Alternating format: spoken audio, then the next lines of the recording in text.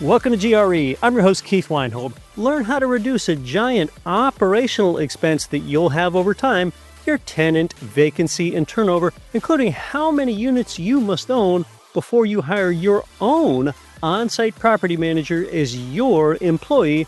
Whatever happened to agent commissions in light of last year's NAR settlement?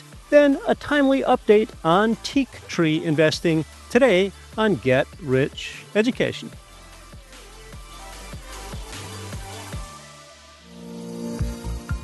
Mid-South homebuyers, they're total pros. With over 2 decades as the nation's highest-rated turnkey provider, their empathetic property managers use your ROI as their North Star, so it's no wonder that smart investors just keep lining up to get their completely renovated income properties like it's the newest iPhone. They're headquartered in Memphis and have globally attractive cash flows, an A-plus rating with the Better Business Bureau, and now over 5,000 houses renovated. There's zero markup on maintenance, let that sink in, and they average a 98.9% occupancy rate, while their average renter stays more than 3.5 years. Every home they offer has brand new components, a bumper-to-bumper 1-year warranty, new 30-year roofs, and, wait for it, a high-quality renter. Remember that part? And in an astounding price range, $100 to $180K. I've personally toured their office and their properties in person in Memphis. Get to know Mid-South. Enjoy cash flow from day one. Start yourself right now at midsouthhomebuyers.com. That's midsouthhomebuyers.com. You're listening to the show that has created more financial freedom than nearly any show in the world. This is Get Rich Education.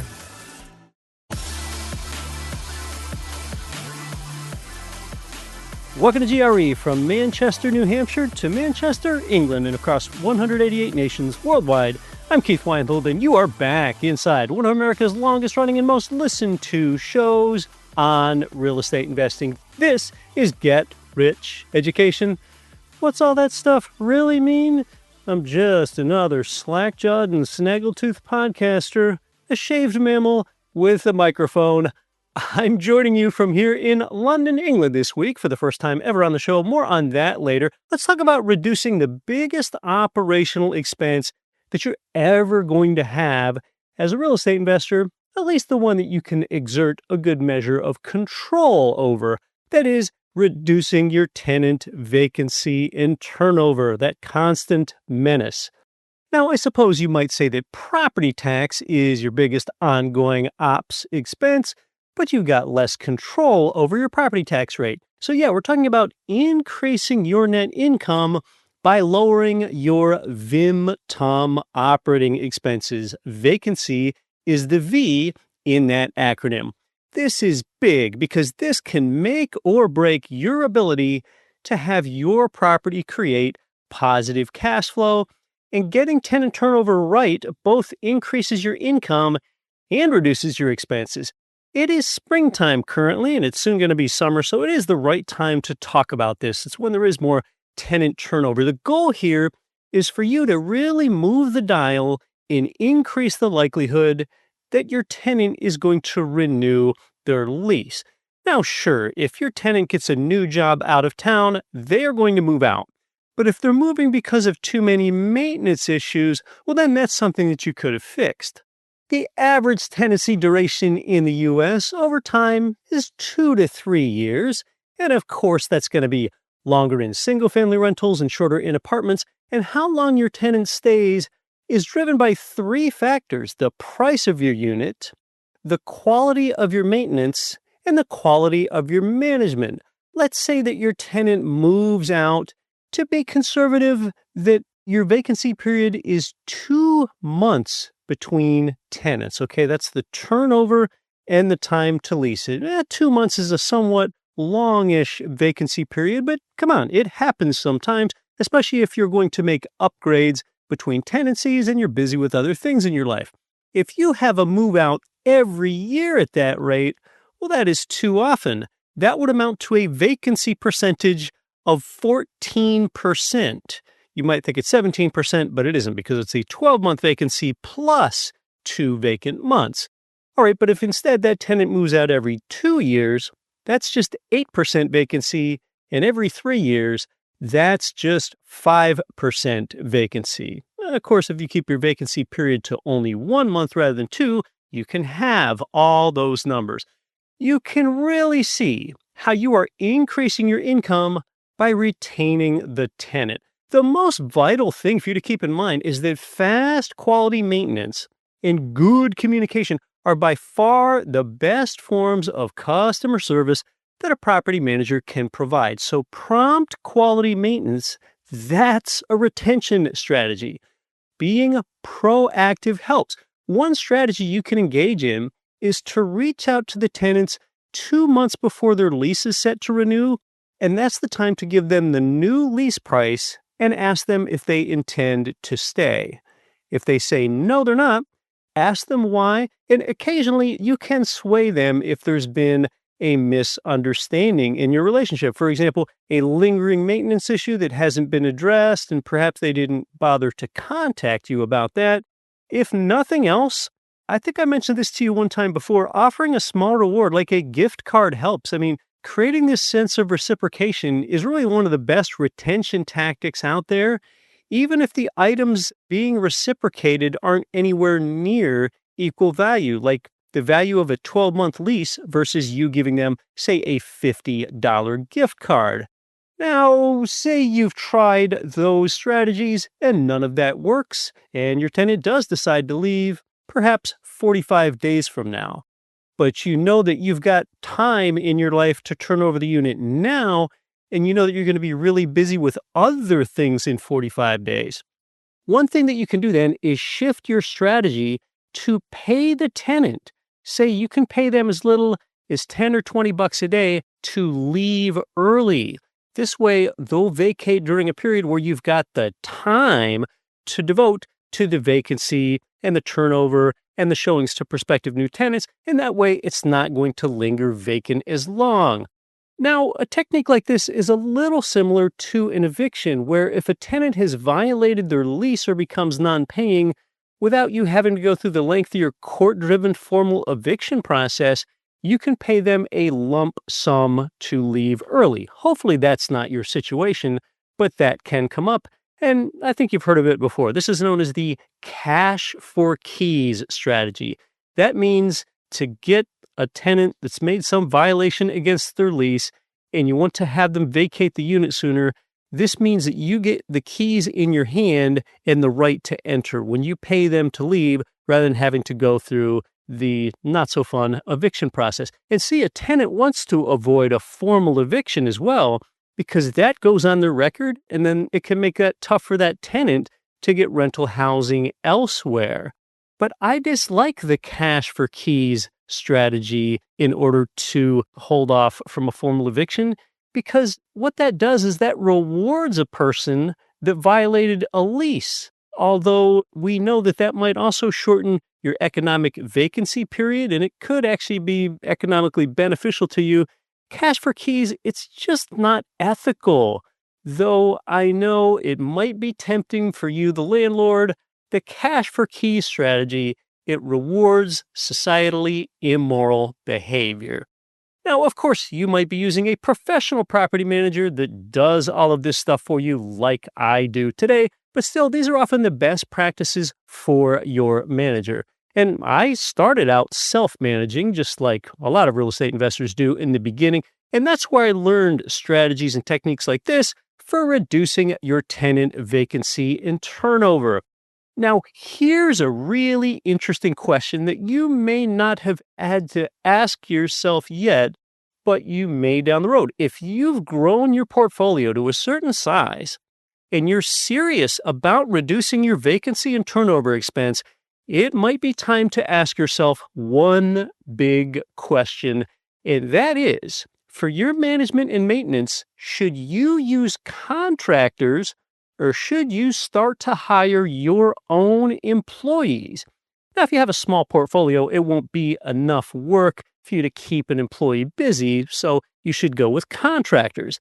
On the other hand, if you have an apartment complex with on site property management, I would definitely recommend having a make ready crew on site because it's just so easy for them to get to and from a job site.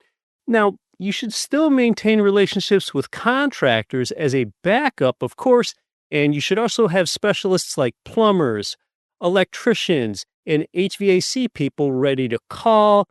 Now, most investors are small and they use offsite management, but if you grow big enough someday, or maybe it's today, the important point about employees is that you really need to stay on them because every extra hour costs you. You don't want anyone out there who's thinking that speed isn't essential because they're like, I get paid by the hour. Contractors, on the other hand, they quote you or your manager a job up front. So while an extra day hurts because it's one more day you can't lease the unit, it hurts less than it does if you have your own employees. One problem with contractors is they often can't start right away. And this tends to be more true if you're self-managing. See, if you use a professional manager, they might have their own in-house people so you can leverage their employees without having to manage employees yourself. Even if your manager brings in an offsite contractor like an electrician or a plumber, well, that contractor probably gets a lot of business from your property manager and they have some sense of loyalty to your property manager. Therefore, they're incentivized to show up on time faster than if you're trying to self-manage, say, your small portfolio of 5 properties, and you or your tenant are the ones that call the electrician or the plumber. Well, those contractors are going to be less likely to prioritize you and your infrequent requests. And this is just another reason that I like to employ professional management and not self-manage. Now, virtually no new real estate investor is going to hire their own employees, and most are never going to at all. All right, but how do you know? How would you know when it's time to hire your own property manager or your own contractor and have them on your own payroll and you are their boss? If you've got under 20 to 30 units, all right, typically third-party property management or self-management with contractors, that's going to make more sense because having a full-time dedicated employee, it's just not financially justifiable below 20 or 30 units. You're not going to be able to keep that employee busy. And I'm generally talking about if you have one apartment building here or a bunch of single-family rentals, only if they're in small, close proximity to each other. What about if you grow up to 30 to 60 units? All right, now you're in a gray area. If the property is something that's pretty management intensive, like high turnover, or you own an older building, or you generate a lot of work orders, or you're in a challenging area, well, at 30 to 60 units, you might justify a part-time on-site person. So how that could practically work in this 30 to 60 unit gray area, what you can do is have a resident manager that gets free rent plus perhaps a small stipend from you. Okay, so that's a strategy that you can play in this gray area zone. That way they can be responsive to tenant requests and you can keep your vacancy and turnover costs down. All right, how about when you're going even bigger and you reach 60 to 100 units? Now you're in the range where a full-time on-site manager or a maintenance person starts to make financial and operational sense because here at 60 to 100 units, your staffing model, it might be that you have one full-time manager. They do the leasing, the tenant relations, and the admin stuff. And you'll also have a second person, a full-time maintenance tech if they're needed. All right, and the final tier here, if you reach more than 100 units, now it is standard for you to have a full on-site team.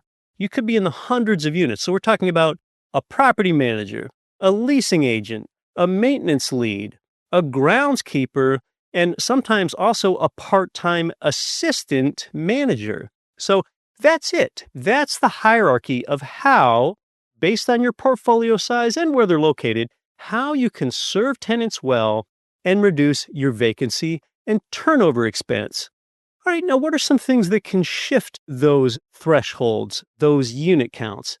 Well, high rent or luxury buildings, they often need on site staff at a smaller unit count. Very low rent or Section 8 properties, they may need more intensive oversight. Buildings that have amenities, like some of these newer apartment buildings that have a pool and a gym, okay, that can trigger some more staffing needs. And if you own multiple properties that are nearby to each other, well, then you can share employees across those properties. And you've got to look at local labor costs in places like New York City, northeastern New Jersey, parts of New England, Miami, or LA, those high cost places. Then breaking even on staffing, that probably takes a bigger property than those numbers that I talked about. But here we tend to invest in those investor advantage areas, the inland Northeast, the South and the Southeast, and the Midwest. Now, if you've got, say, even 50 smaller properties, but they're scattered all over the place in multiple states, well, then, of course, you're not going to hire employees. A good general metric to leave you with here is that one on-site employee for every 50 to 80 units that you own in the same area, that is common. That is a common industry practice in market rate multifamily apartments. All right, now these are pretty timeless strategies I've been talking about with you here. As for what's happening in the market lately, I continue to slowly get more optimistic about the long beleaguered apartment market. A few weeks ago, I talked about how there's finally been greater apartment rent increases, although those rent increases are still historically low. Well, recently we learned that apartments are seeing a longer duration of tenancy, and today, per RealPage, every single one of the 50 largest apartment markets has posted month-over-month occupancy gains. And then that's somewhat commensurate with what we're seeing on the 1 to 4 unit side because the home ownership rate has fallen. It just fell from 65.7% down to 65.1% quarter over quarter. Now that doesn't sound like much, but that's actually a substantial drop in the home ownership rate in just 1 quarter. And fewer homeowners means more renters. So this basically means that the percent of Americans renting has gone up because you just take the flip side of those numbers. So the rentership rate has essentially risen from 34.3 up to 34.9 in just 1 quarter, something that completely makes sense because we all know that homeownership affordability, especially for that first-time home buyer, is lower. More renters is good for rental property owners. It's bringing more rental demand, more occupancy, and more future pressure on rising rents. Now, I want to follow up with you on a story from last year that made a lot of waves in the larger real estate world, but not so much for real estate investors. You surely remember this. That is the NAR settlement that a lot of people thought would result in lower real estate agent fees. Lowered commissions were coming. That's what everybody thought. Last year's stories about that were all over the place, that realtor fees are about to shrink. What's happened since then? Well, not much. Realtor fees, they still haven't fallen in any significant way, although the settlement was more than a year ago, and this went into effect 9 months ago. So to back up for a moment, in case you missed it, what happened is that a group of sellers accused the NAR, the National Association of Realtors, of inflating home costs by letting buyer-side and seller-side agents communicate about commission rates on the MLS home database, which only agents can see. And a jury agreed, so the NAR settled the lawsuit for over $400 million in damages, and it barred agents from sharing commission rates on those MLS databases. So that was a huge change that was expected to extinguish the globally high 5 to 6% realtor fee in the United States because global averages are between 1 and 3%.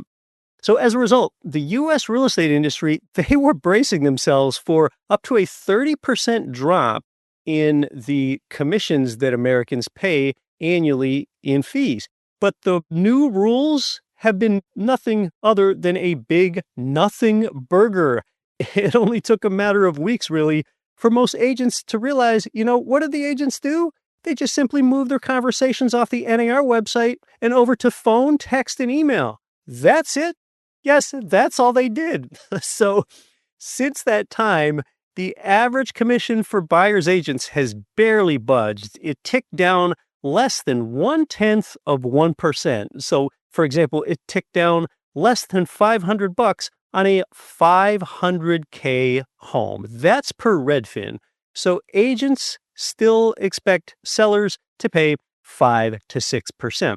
Now, I'm not against agents. Not only can an agent guide you through the process, what they can do is get you a higher sale price than they could have otherwise because they really know how to market and advertise your property and reach a greater pool of buyers. But their commission rates have hardly budged. And of course, here at GRE Marketplace, we typically use a direct model where agent compensation isn't priced into your properties anyway. To review what you've learned so far today, being proactive can help reduce your tenant vacancy and turnover expense and increase your income. Prompt quality maintenance, that is a retention strategy in itself, as can having one on-site employee for every 50 to 80 apartment units. And 1 year later, changes at the NAR really haven't reduced agent commissions appreciably. I'm coming to you from London, England today, taking in all the top sites. Buckingham Palace and watching the changing of the guard over there, Big Ben, a Thames River cruise, and the London Bridge, which is actually called Tower Bridge. The real estate transaction that I'm currently involved in here is paying $550 a night to stay here at a nice hotel in the center of the city. It's right near the Thames. Kind of a steep rate, and I sure didn't have to stay right in the city center where everything is more pricey, but that's the experience that I want to have. Next week, I'll bring you the show from Edinburgh, Scotland, where I'll be paying even more for a well-located hotel right on the Royal Mile, and I'll tell you how much more then. I am here to boost their economies, I suppose. More next, including a really timely update. I'm Keith Weinhold. You're listening to episode 555 of Get Rich Education. The same place where I get my own mortgage loans is where you can get yours, Ridge Lending Group, NMLS 42056. They provided our listeners with more loans than anyone because they specialize in income properties. They help you build a long-term plan for growing your real estate empire with leverage. Start your pre-qual and even chat with President Chaley Ridge personally. While it's on your mind, start at ridgelendinggroup.com. That's ridgelendinggroup.com. You know what's crazy? Your bank is getting rich off of you. The average savings account pays less than 1%. It's like laughable. Meanwhile, if your money isn't making at least 4%, you're losing to inflation. That's why I started putting my own money into the FFI Liquidity Fund. It's super simple. Your cash can pull in up to 8% returns and it compounds. It's not some high-risk gamble like digital or AI stock trading. It's pretty low risk because they've got a 10-plus year track record of paying investors on time, in full, every time. I mean, I wouldn't be talking about it if I wasn't invested myself. You can invest as little as $25K, and you keep earning until you decide you want your money back. No weird lockups or anything like that. So if you're like me and tired of your liquid funds just sitting there doing nothing, check it out. Text FAMILY to 66866 to learn about Freedom Family Investments Liquidity Fund. Again, text FAMILY to 66866. This is Rich Dad Advisor Tom Wheelwright. Listen to Get Rich Education with Keith Weinhold and don't quit your daydream.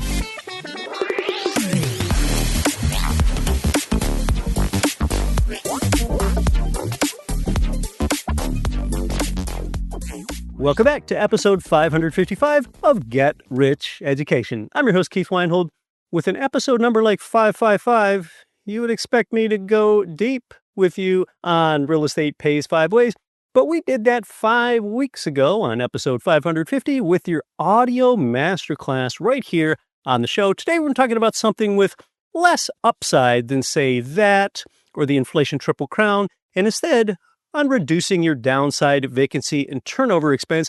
Next week here on the show, I expect to sit down with a guest that's a highly regarded financier and author of a fairly hot new finance book, Christopher Whalen. And next week's show could get really interesting because I've heard Chris say something about how real estate prices could fall back to 2020 levels. In my opinion, that is so many levels of unlikely. That happening is about as likely as your grocery bills falling back to 2020 levels. So we'll see. It could turn into a debate next week with Christopher Whalen and I. He is a sharp, well-informed guy that also used to work at the New York Fed. That's next week. Down the road, longtime and former co-host of the Real Estate Guys radio show, Russell Gray, will join us again here, and we'll see what he's been up to in his post-Real Estate Guys radio life. That's coming up in a few weeks. Lots of great future content here. Monologues. Yes, those slack-jawed monologues for me. Repeat guests and new guests joining in as well. Back to this week. Now, there's an intriguing and potentially lucrative investment that we've discussed on the show here before, and I do have a timely and crucial update about it. A little while back, I sat down with the Teak operations principal when we were in New Orleans together. These are, yes, those Panama teak tree plantations that so many of you have already invested in. Yes, so as it is, here I am, an American in London today, talking about teak trees in Panama, and I interviewed our upcoming guest here when we were in New Orleans together. The teak investment has a long time horizon because trees have to grow. There's also a low cost of entry and no loans available. This is a real estate investment. You can own the land with the title to it and the trees that grow on top of them. Historically, teak returns have been 5.5%, which doesn't sound like much, but see, it grows in board foot volume at the same time that the unit price grows. And if inflation runs high over the next 25 years, your return might be higher. But the reason that we're discussing this now is because the principal, Mike Cobb, here meeting with me, he is going to mention a price, and this is key. 2 weeks from today, on June 9th, the price for the teak parcels increases substantially. I'll tell you about that shortly. So for GRE followers, you can get locked into the lower price for just 2 more weeks. Here's my chat from a little while back with the teak tree investment principal, and then I'll return to bring you more.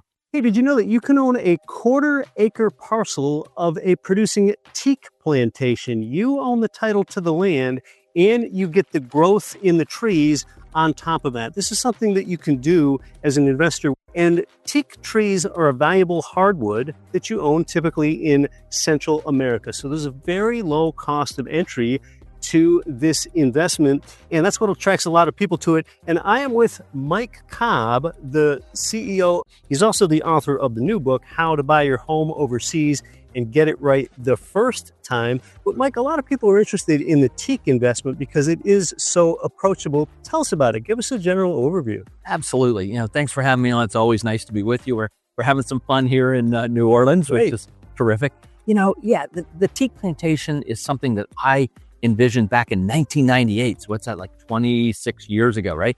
And in 1999, we planted our very first 100-acre teak plantation because what we thought about at the time, which has now proven true 25 years later, is that, I was either going to need the money in 25 years and be really glad I did this, or I wasn't going to need the money in 25 years. And I was going to be really glad I did this. You know what? I don't really need the money now, but I'm really glad I did this. And 25 years comes. And I think that's been really the challenge for a lot of people looking at teak. They're just like, 25 years, it's too long. But 25 years comes. 25 years will come. And you can either have planted the trees and be ready to take this huge windfall of return, or you won't be. getting a windfall return. So I think that's the challenge, the mental challenge I think maybe an average investor has. But I know you work with superior investors because they're paying attention to what you're writing, they're watching your podcasts, they're reading your newsletter. You have far superior investors than I would say the average investor. So I think this is a great thing for folks to check out. All right, so you're talking about the investment timeline from the time a teak tree seed is planted until the harvest time. That can feel like quite a while. Yep. You have been doing this over 25 years, and that is key when you as an investor go offshore or go overseas, to have trust in a stable company that's been around for a long time. That's why really you're one of the few people that I work with who are outside of the United States real estate, like the teak trees. Thank you. Yeah, we've been around for 31 years. I've been working in the region 31. Our development company is 28 years old. Our plantation is now 26 years old, 25 with the trees, but we bought the land 26 years ago. But the bottom line, you're right. And the other thing that we should care about, and you brought this up earlier when we were kind of chatting, is country. What country are you planting trees in that you got to wait 25 years for them to mature and harvest? By the way, Panama. And of all the countries in the region where I feel the most comfortable as an investor, Panama's it. Because Panama's got the canal. And I know people say, oh yeah, that's right. It's a vital strategic U.S. interest. It's a vital world interest. The Chinese care about it as much as we do. The Europeans care about it. Anybody who wants commerce to happen cares about that canal being open. And so you've got this country, Panama, that has the canal. Stable, economically stable, politically stable. And when you're starting to talk about 25, 50, 75, 100-year timeframes, because you own the land, you get the harvest in 25 years, you replant, and then your children get the next harvest, and your grandchildren get the next harvest. It is truly generational wealth stewardship. Yeah. Panama is a little bit like investing overseas with training wheels on. They're well-developed for a Central American nation. They even use the United States dollar. They so do. There's that familiarity Absolutely. as well. But as the investor is thinking about investing in teak plantations, just tell us about the properties of teak wood. Of all wood types, why teak? Tell us about the value there. Yeah, teak has been grown in plantations, starting with the British back about 400 years ago. And so you've got centuries of plantation growing of teak as a crop, right? And so you've got this incredible longevity of information and things like that. And I know some of the stats off the top of my head. Since 1972, the average price of teak lumber has risen about 5.5% a year over a 52-year period. Talk about track record. Yeah. Centuries of growing as a crop, right? 52 years as a lumber commodity. Look, people have been using it to make ships. Its hardness is its most valuable characteristic. It is an extremely hard wood. It's resistant to rot, fungus.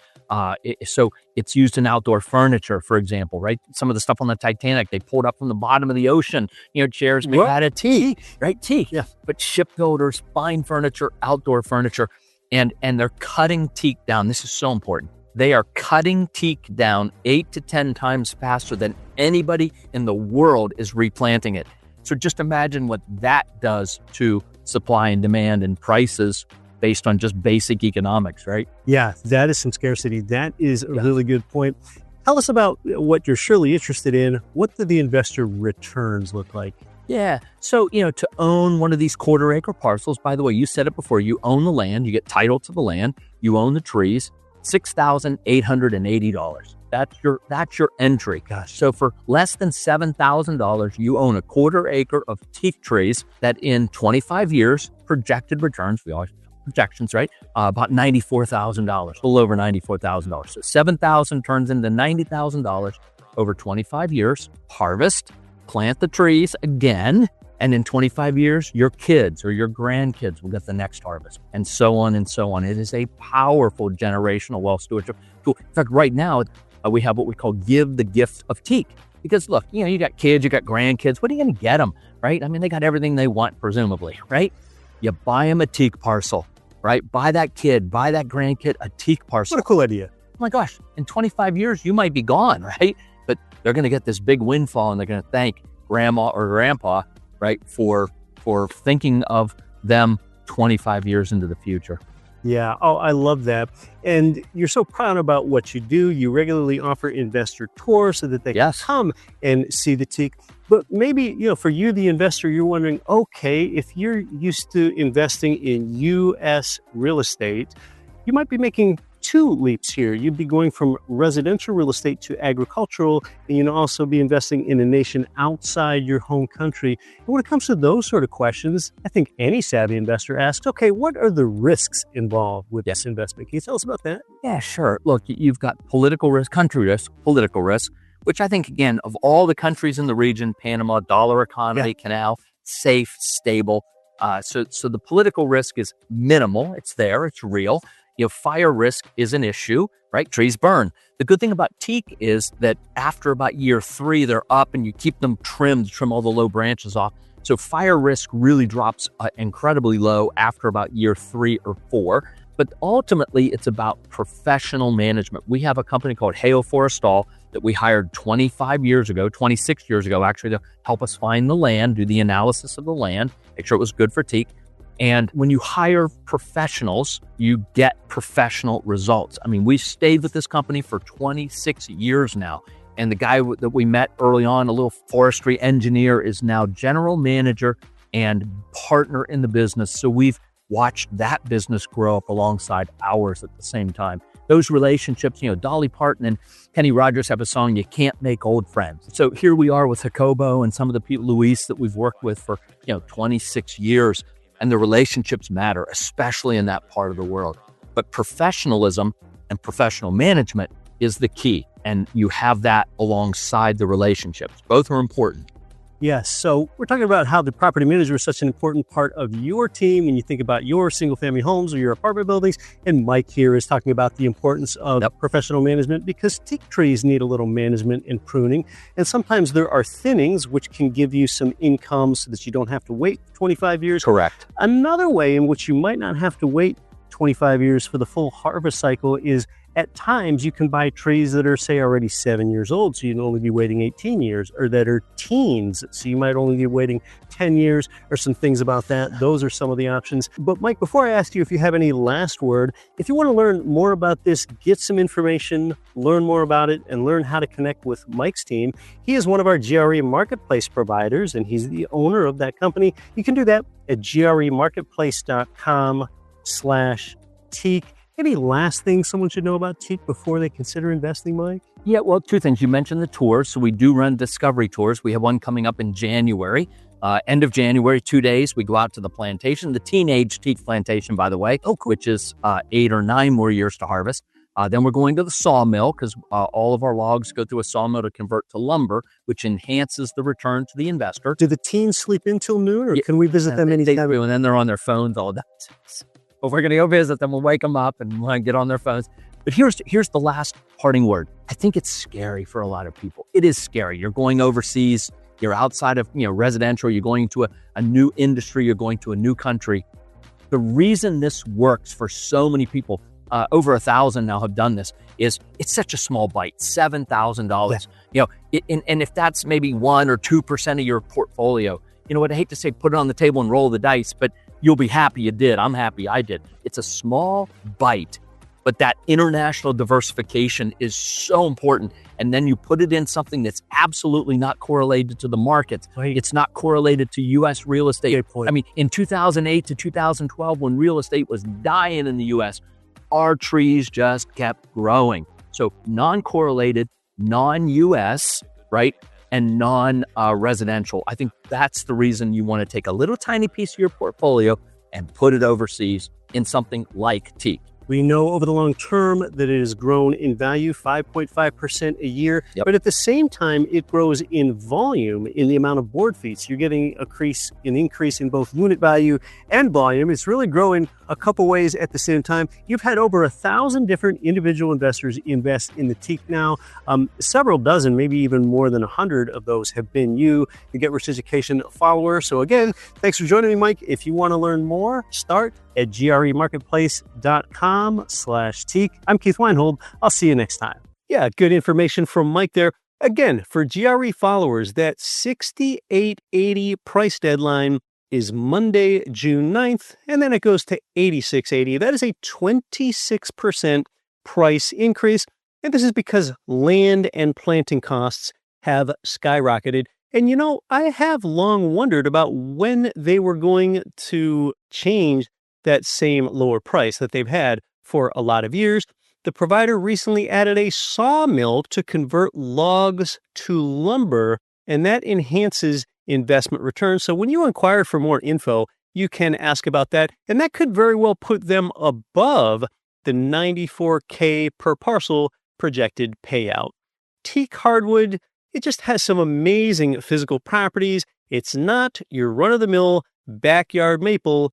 It is a real asset. Think of it as a forest that fights back against fiat. And the provider reputation and continuity are almost impeccable. They've even had the same forestry manager, sort of like a property manager for trees, because trees take things like prunings and thinnings, the same manager for all 26 years of the Teak operation. In the future, I might join one of their Teak investor tours in Panama. And if I do, I'll be sure to let you know so that we can meet up. That might even be a GRE exclusive tour. What you really need to know now is that, again, the lower price is good until Monday, June 9th. To get started or simply learn more, visit gremarketplace.com/Teak. That's TEAK. Until next week, I'm your host, Keith Weinhold. Don't quit your daydream. Nothing on this show should be considered specific, personal, or professional advice. Please consult an appropriate tax, legal, real estate, financial, or business professional for individualized advice. Opinions of guests are their own. Information is not guaranteed. All investment strategies have the potential for profit or loss. The host is operating on behalf of Get Rich Education, LLC exclusively. Whenever you want the best written real estate and finance info, oh, geez. Today's Experience limits your free articles access, and it's got paywalls and pop-ups and push notifications and cookies disclaimers. It's not so great. So then it's vital to place nice, clean, free content into your hands that adds no hype value to your life. That's why this is the golden age of quality newsletters, and I write every word of ours myself. It's got a dash of humor, and it's to the point because even the word abbreviation is too long. My letter usually takes less than 3 minutes to read, and when you start the letter, you also get my 1-hour fast real estate video course. It's all completely free. It's called the Don't Quit Your Daydream letter. It wires your mind for wealth, and it couldn't be easier for you to get it right now. Just text GRE to 66866. While it's on your mind, take a moment to do it right now. Text GRE to 66866.